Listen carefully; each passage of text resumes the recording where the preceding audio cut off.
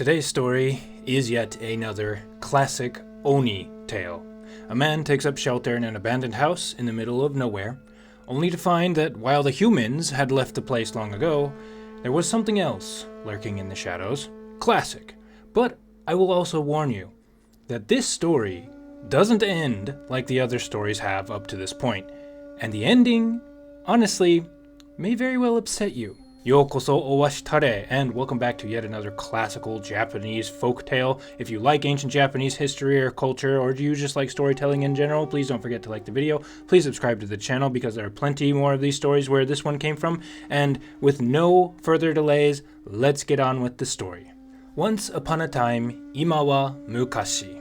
There was a man who was making his way to the capital of Heian, now known today as Kyoto, from one of the provinces somewhere in the east.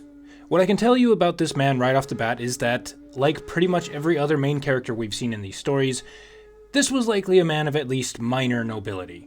Well, we don't know his name, his rank, his job, or any other details that are usually included in these kinds of stories. He was at least wealthy enough to have a horse and a small entourage of people that he was traveling with.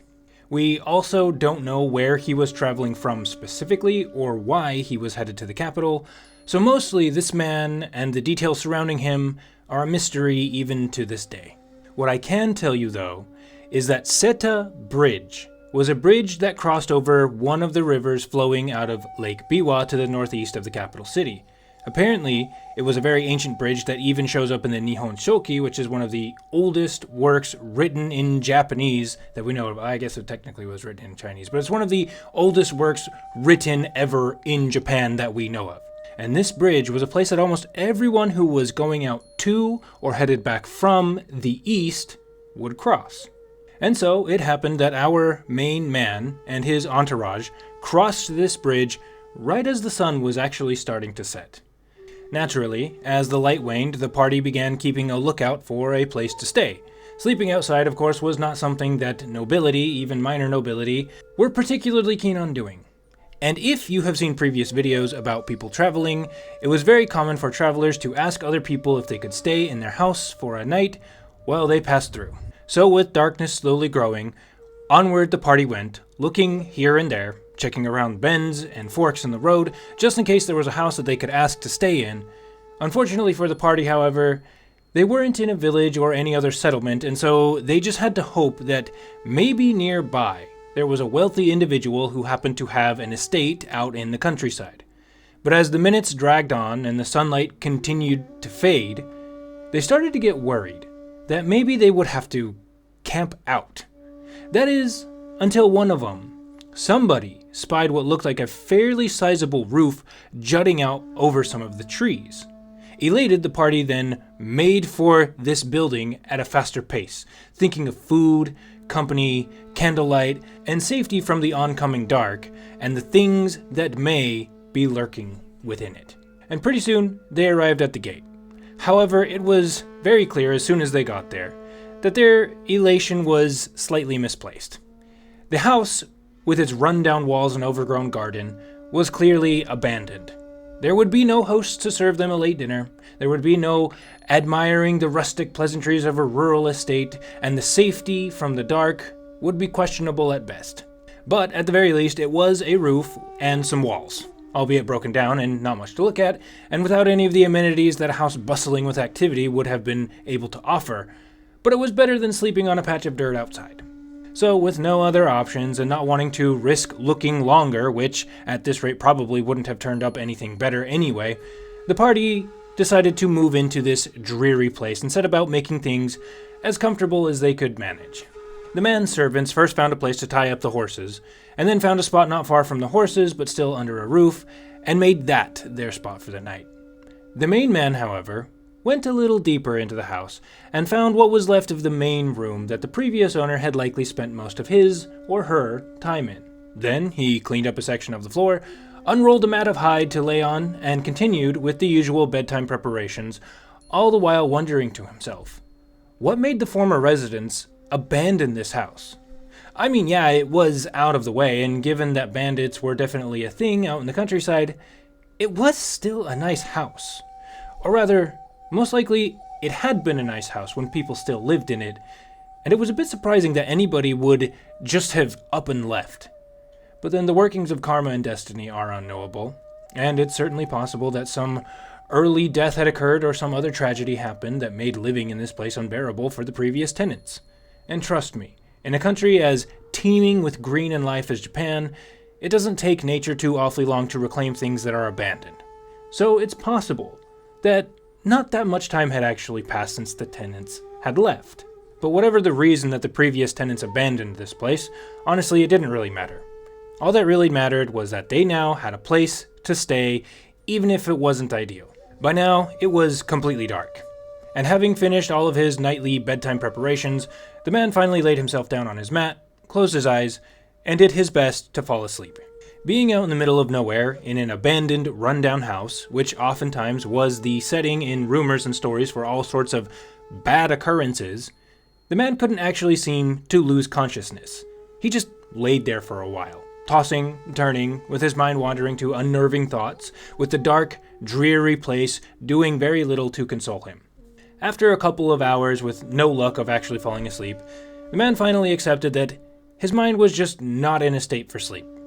So, he got up and lit a candle, perhaps thinking to maybe pull out something to read, or to write a little bit, or maybe just to sit and think to himself for a while and try to process all the thoughts that were keeping him awake with the comfort of a small candle nearby.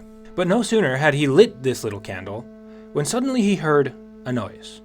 It was a very, very faint sound, like the sound of a small block of wood very gently clanking against another block of wood, and the soft poof of air being released from a compacted space. The man looked toward where he thought the sound had come from, and then noticed that there was something there, in the dark, that he hadn't seen before. It was a kurahitsu, or a saddle chest, which, as the name implies, was a chest where one stored saddles and other riding equipment, and it was just off to the side of where he was sleeping. Now, saddle chests were already pretty big. I mean, saddles aren't exactly things that you can just store in your pocket or put in a backpack. They're fairly big items, but this kurahitsu was particularly big. But the most notable thing about it wasn't its size. Now, it was hard to make out in the dim candlelight, but it almost looked to the man like the lid of this saddle chest was cracked open ever so slightly. The man's heart stopped, and the hair on the back of his neck stood on end. There was no one else in the room, that much was clear, and yet he had unmistakably heard the sound of what was apparently a lid popping off of a chest, and now he was looking at a chest with its lid inexplicably hovering in an open state. Immediately, all of the man's worst fears came back to mind, and he now began wondering if maybe this house had originally been abandoned because an Oni had moved in, and he, completely unaware of this, had just wandered into the den of a terrible monster. His initial instinct screamed at him to run away as fast as possible, but the more sensible part of his brain stopped him from bolting. He figured that if he ran, that would only trigger the Oni that was clearly hiding in this chest to burst out and pursue him, and there was no way he was going to outrun an Oni. But maybe, just maybe, he might be able to outsmart it.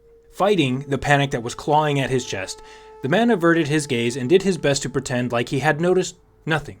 He let his gaze drift away from the chest and casually looked around the room like he had been doing before he had heard the noise, occasionally passing his eyes over the chest, which gradually opened wider and wider every time he looked back at it. This confirmed to this man that there was indeed an Oni hiding in this chest, and it wasn't just his nervous mind playing tricks on him in the dark. He had to get out of there. But again, if he tried making a break for it, he was done for. Maybe, if he could get to his horse and saddle it up, he might stand a chance of outrunning the thing. But his horse was tied up and unsaddled. How was he supposed to get everything ready? It seemed, however, that the Oni still believed it had the element of surprise. Clearly, it wasn't very bright. Maybe he could fool it further. So, the man then let out a sigh that he had to force past his fear, and said aloud while trying to make it sound like he was just talking to himself, "Man, I can't sleep. I'm too worried about the horses. I should go check on them real quick." He then got to his feet and made his way out of the building. The Oni didn't budge, or at least it didn't come flying out of the chest to attack him. Good. It seemed to have bought the story. The man successfully made it to his horse in one piece, and then, working as quietly and quickly as he possibly could, the man set about saddling his horse, hoping that distance and shadow would hide what he was actually doing from this Oni. He also did his best to keep the clanking noises of wood and metal down, along with his anxiety. In a few moments, though, he had successfully readied the horse and was still in one piece. He then took a deep breath and swung himself up in the saddle. As soon as he did, though, the lid to the kurahitsu in the room he had been in mere moments ago burst open completely with a loud crash, and he saw a dark mass spring out of it. Immediately following, there came a terrifying voice that screamed, "You! Where do you think you're going? Did you know I was here all along?" The mass then darted in his direction. The man spurred the horse and took off down the road in the direction that he and his men had just come from hours ago, with this demon in hot pursuit. Desperately fleeing for his life, the man was able to occasionally glance back to see how he was faring.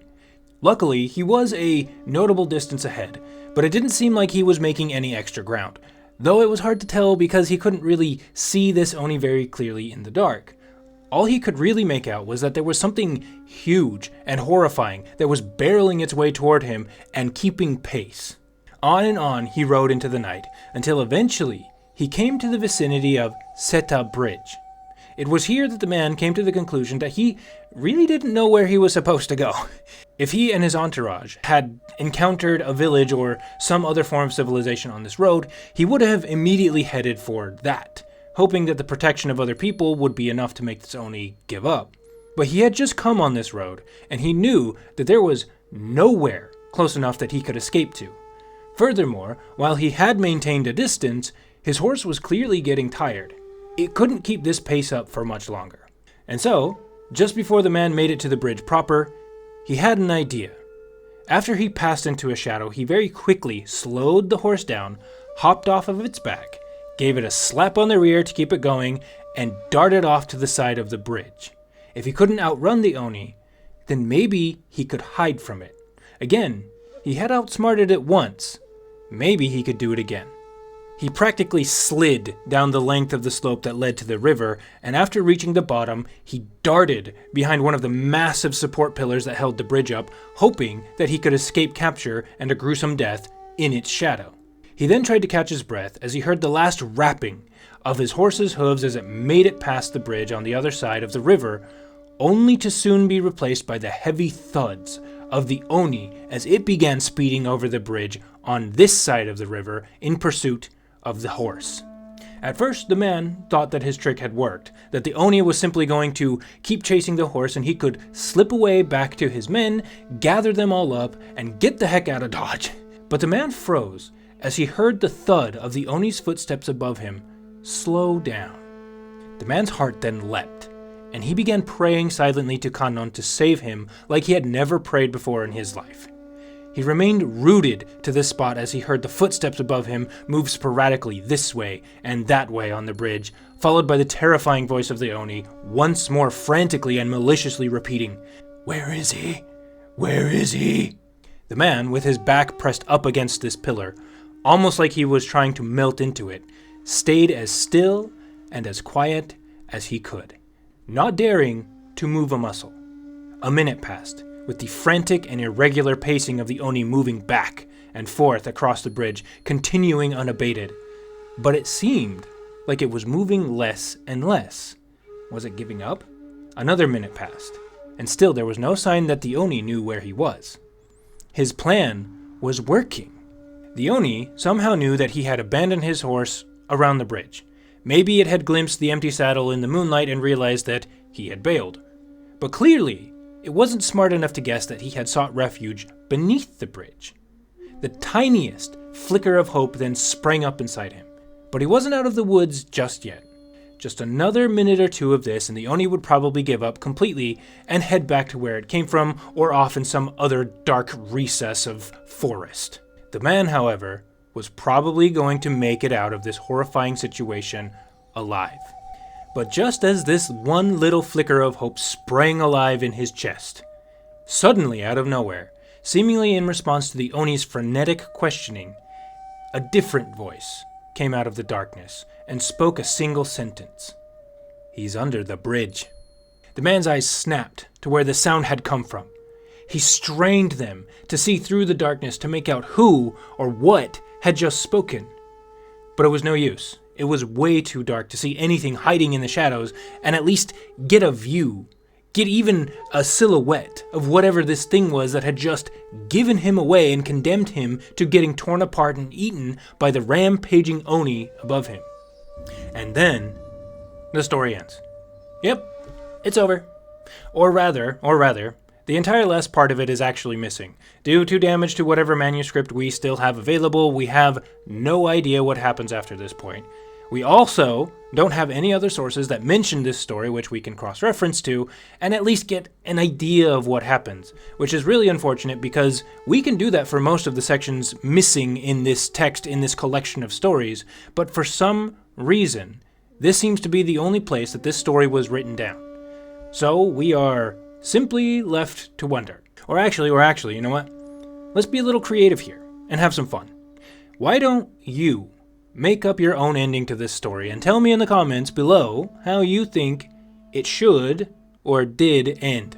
Does the man make it out of the situation alive? I actually would assume so, since he ostensibly lived to tell the tale, but maybe he doesn't and he comes back as a ghost to explain what happened to him. Or, you know what, maybe the Oni just wanted to find this guy and give him a hug, and then they would become really good friends and then go on to form a Heian period J-rock duo, and the Oni has to contend with society rejecting him for his horrid looks, and he has to grow to embrace the parts of himself that he has grown to despise, and eventually utilize his uniqueness to become the greatest biwa guitarist in Japanese history, and also learn valuable lessons about the power of friendship, IDK, I don't know, whatever, go nuts. But unfortunately, that is where I'm going to have to leave off with this story. I wish I could tell you more, but again, it's missing. Nothing I can do about it. So, if you did find this amusing, and you weren't too upset by the way the story ends, please don't forget to give the video a like. Please subscribe to the channel because there are plenty more stories where this comes from. And please share with your friends. Please share with your Japanese history friends. Please share with your storytelling loving friends. That's a little weird now that I say that out loud. Or just share it with anybody who needs something to put on in the background while they do menial chores around the house. Or they're stuck in traffic. Or, you know, all sorts of things. But if you have been watching all the way up to the end here, despite the sudden ending and the lack of closure, I thank you sincerely. Ito ureshiu koso haberikere, and hopefully we will see you here next week for another story about a desperate woman who seeks a place to give birth that won't cause problems for the people around her, and in much the same way as the man in this story, finds an abandoned house only to learn that the house is not so devoid of inhabitants as she originally thought. And this one ends properly, I promise you. No more of this silly non-closure, non-ending thing, okay? This is not something that I intended to do again. It's just, it was missing, but all the other stories seem to have full endings, so rest assured, it won't end like that again. But again, I thank you so much, guys. Have a good one. We'll see you later.